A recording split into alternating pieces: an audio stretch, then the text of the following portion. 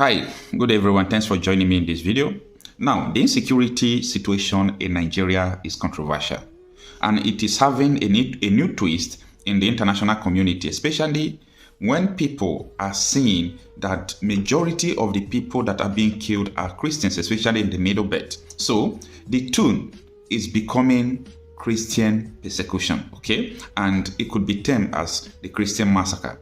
Now, I want you to take your time because there is an eyewitness who is talking to the CBS in America about all these things that concerns the Christians in the Middle Belt. Take a listen. As the world begins to grapple with reports of barbaric massacres of Christians in Nigeria, Ode James, a correspondent for Truth Nigeria, has seen the devastation in person. What is really happening on the ground right now to followers of Jesus in Nigeria? So Mike, for a lot of people, they might not even know that anything's happening in Nigeria. So can you tell us what is going on right now? What is going on is devastation, degradation, and dehumanization of Christians, indigenous Christians, Christians who are locals, who are natives, Christians whose grandfather, great-grandfather were born in Nigeria, in northern Nigeria. Christians who are owners of the land. Today, what is happening is that they have been dispossessed. They have been dislodged and dislocated from their lands. And how is it happening? Fulani herdsmen are kidnapping them, then extorting money, worth millions of naira in Nigerian currency. Hundreds of millions of naira have been extorted from families whose members are kidnapped.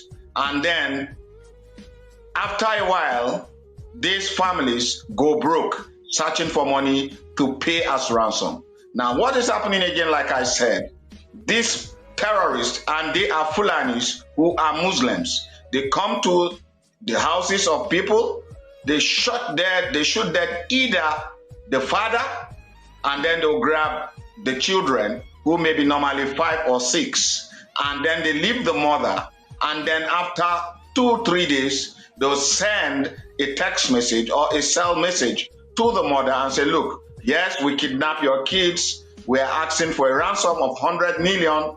If you cannot pay, we will execute them one by one. We are giving you 2 weeks to do that. Oh. And that is what is happening. And in the process, some of these girls are raped. The men are brutalized. They are beaten. They are chained hands to leg. You understand? They don't go. When they want to take a pee, the pee where they are chained. When they want to go and, if they want to do anything, they do that. And I have seen and I've asked, and they've told me, a lot of these victims, not one, not two, but up to 20, 30, they say, look, we don't eat food maybe twice in 2 weeks. They feed us maybe twice in 2 weeks. Some of them say we live only on grasses and mango leaves, and by the time they are released, a lot of them could not walk. So you see, now, and this kidnapping is happening every day. Every day somebody is murdered, not one, not two. Every day a household is murdered. Somebody from a household is murdered, another one from another compound is murdered, and the household are carted away into a forest in Kaduna called Rijana, which the government is very much aware of, and it's not doing anything. And now, like I told you, when they are taken into this forest, they are brutalized, and then the members of their family start looking for money to pay. And after all, when they secure the release of these persons, what really happened is this. They have no cash. So they have to sell their lands, their farmlands, they turn to beggar. And who buys the land? Probably the relatives of the people that kidnapped them. That is beyond heartbreaking, my brother. So the question is, for a lot of people in the West, they want to know, is this a land dispute, or is this persecution because they're Christians? Well, it is simply persecution because they are Christians, number one, and so that they can grab their lands. Now, I will tell you something, Raj. I am from the northern part of Nigeria, and I'm a Christian. My state, Benue, where I come from, we have over 92% population, which are Christians. Where I live in northern Nigeria, the place is called Kaduna. That place is evenly divided between Christians and Muslims. Now, what the government do not like, what northern governors do not like, is that they don't want to know, they don't like hearing that, yeah, they have indigenous Christians who are northerners. They don't want that. So that they can tell the world that, look, Nigeria is divided into Christian North, Christian South, and Christian North. But unfortunately, we have over 40 million Christians who are in the North, who are indigenous to the North. But they don't enjoy what Muslims in the North enjoy.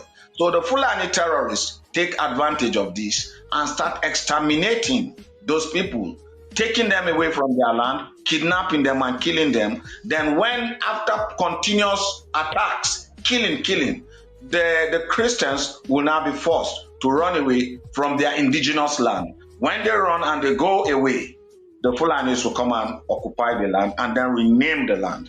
So you see that it is persecution, it is land grabbing, it is kidnapping, it is all whatnot.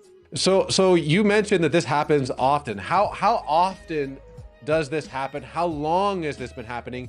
Can you maybe give me an example or two of the massacres that you've seen after it happened? Well, first of all, let me answer how long it has been happening. As a reporter, I noticed this around 2015 under the administration of a president called Muhammadu Buhari. The Muslims who were not indigenous to our lands. Before Buhari came in, we don't see Muslims, we don't see Fulani extremists or headers in our areas before now. Then all of a sudden we started seeing them. And then they started grazing on our lands. And if you complain, they could shoot you or they could behead you. And when you report, the police does nothing. But if you take action against them, you are arrested. That was under President Muhammadu Buhari.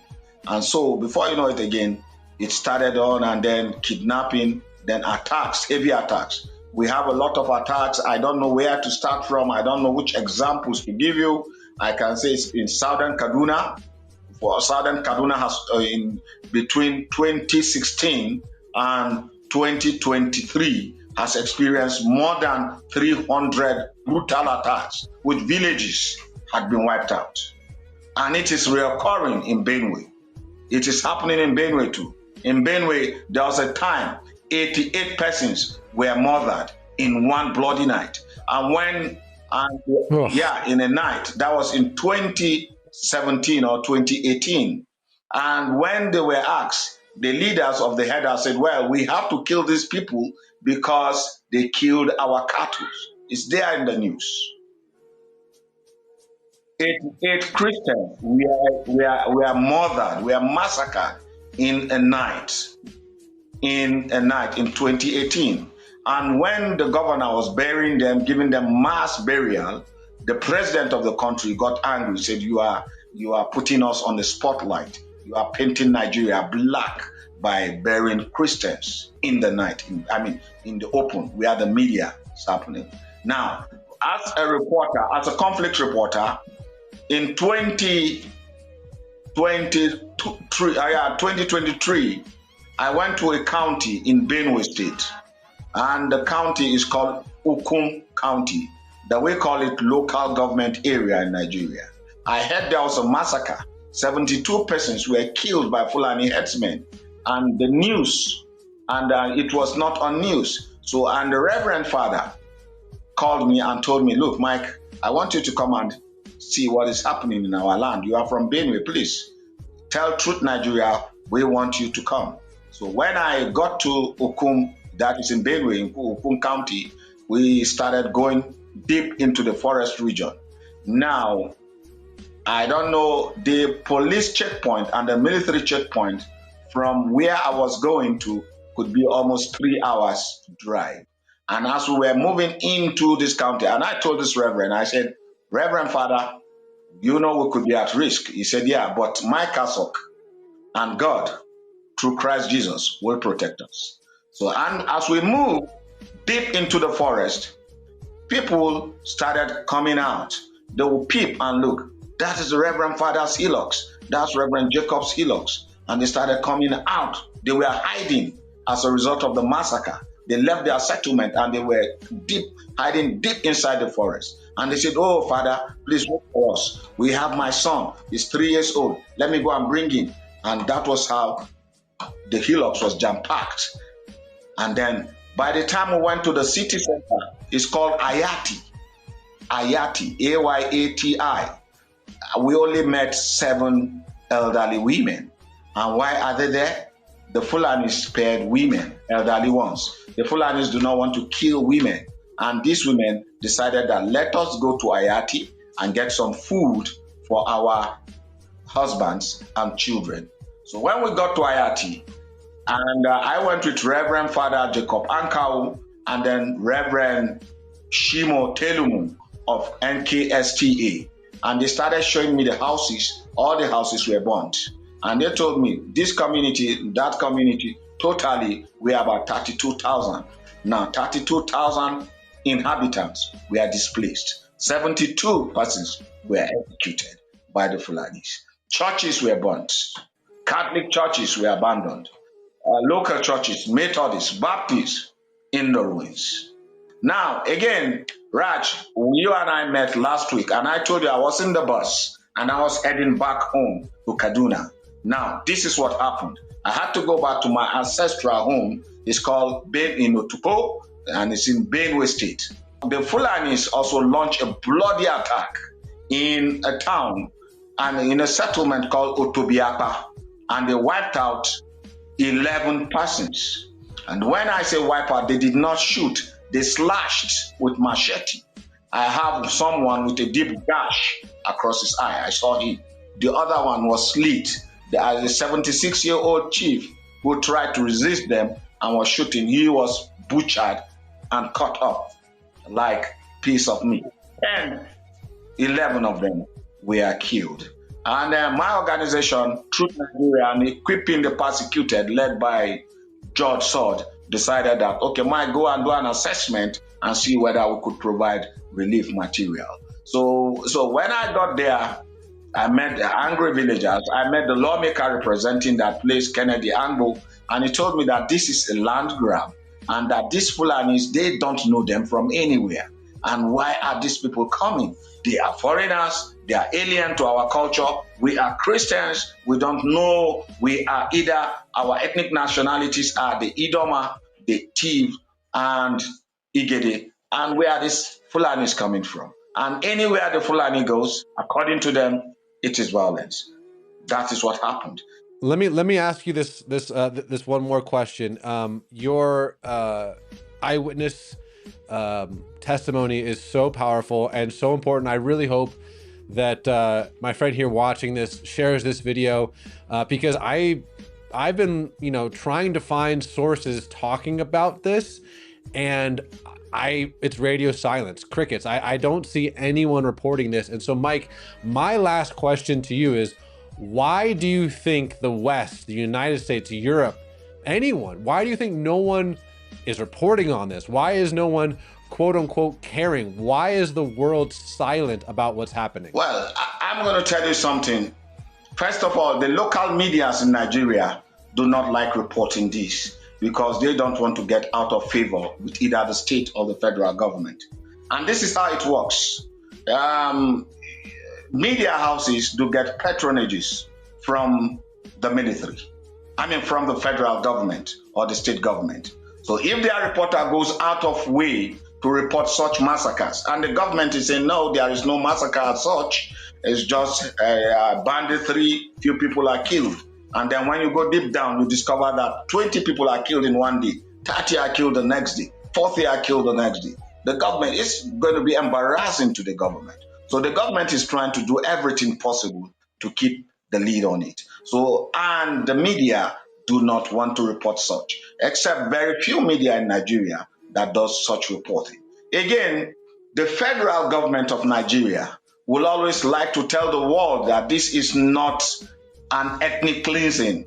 It is not land grabbing. It is not massacre, but it's just a case of bandits. Now, who are these bandits? They wouldn't want to tell you. They'll say it's a farmer herders clash. Herders that had AK-49, RPGs, herders that you see them on motorcycles. We call those motorcycles Boko Haram. They are like power bikes, and they are 3. And the farmers often do not have anything apart from their whip, apart from their tools. They have been murdered. And these farmers are living in their lands. Their great-grandfather left for them.